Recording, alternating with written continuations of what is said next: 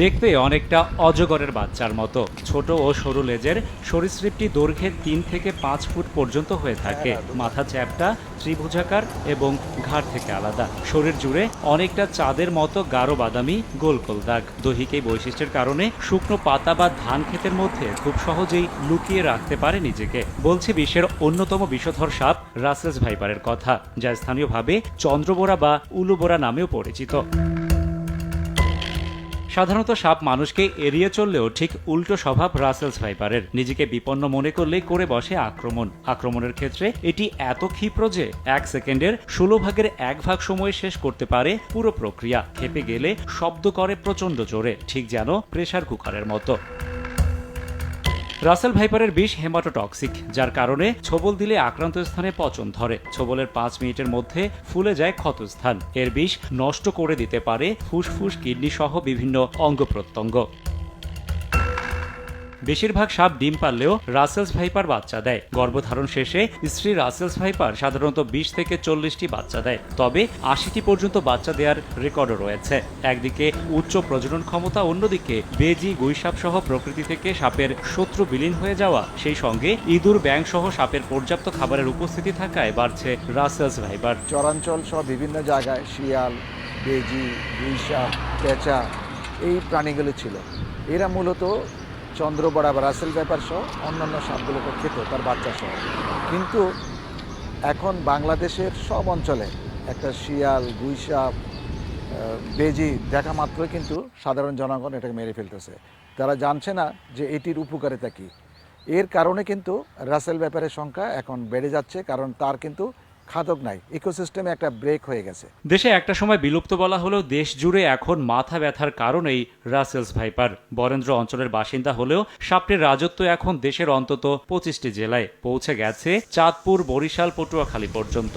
সবথেকে বেশি আনাগোনা মানিকগঞ্জ, ফরিদপুর, শরীয়তপুর সহ পদ্মা, মেঘনা ও যমুনার অববাহিকায়, যার ছোবলে চলতি বছর এরই মধ্যে মারা গেছেন অন্তত ১০ জন, যাদের অধিকাংশই কৃষক এবং জেলে। গাছ টাছ কাটবা গেলে মাঠে গেলে সাপ দেখা যায়, বড় বড় দেখা যায়, ভয়ও পায়। সাপ যদি থাকে, ভয় বৃত্তি পাইলেও করতে আমরা গরিব মানুষ আতঙ্ক থাকি, কোন সময় যেন কামড় দেয়। হারতে হারতে বাতরে গেছি, বাতরে যাতে বিড়া পাকা দিয়েছে, যেমন একটুখানির জন্য আর কি পাড়াটা দিয়ে গিয়া সাপও মনে করেন উঁচা ফিনি দিটা চলে গেল।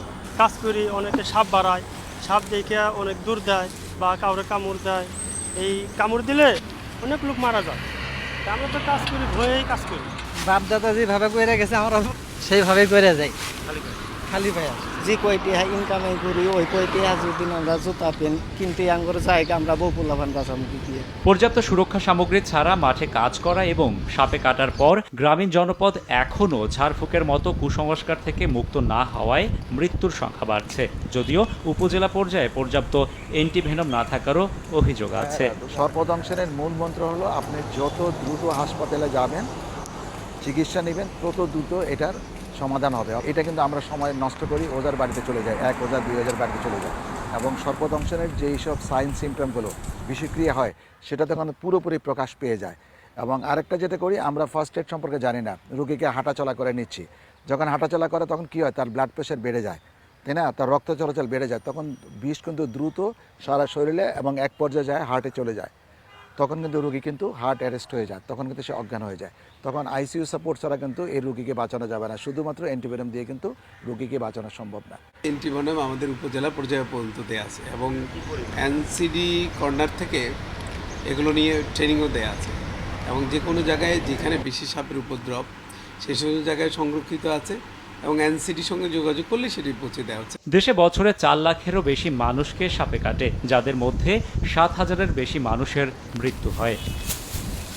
সময়ের সঙ্গে সঙ্গে যন্ত্রপাতি, সার, বীজ সহ দেশের কৃষিক্ষেত্রে আমূল পরিবর্তন এলেও এখনও অনেকটাই পিছিয়ে রয়েছেন কৃষক। তাদের পোশাক পরিচ্ছদ রয়ে গেছে আগের মতোই, যা কর্মক্ষেত্রে সর্পদংশনের অন্যতম কারণ। অথচ খালি পায়ের পরিবর্তে একজোড়া গামবুট আর লুঙ্গির পরিবর্তে শক্ত মোটা প্যান্ট পরিধান করলেই থাকা যায় অনেকটাই ঝুঁকিমুক্ত। রাশেদ বাপ্পি, সময় সংবাদ, ঢাকা।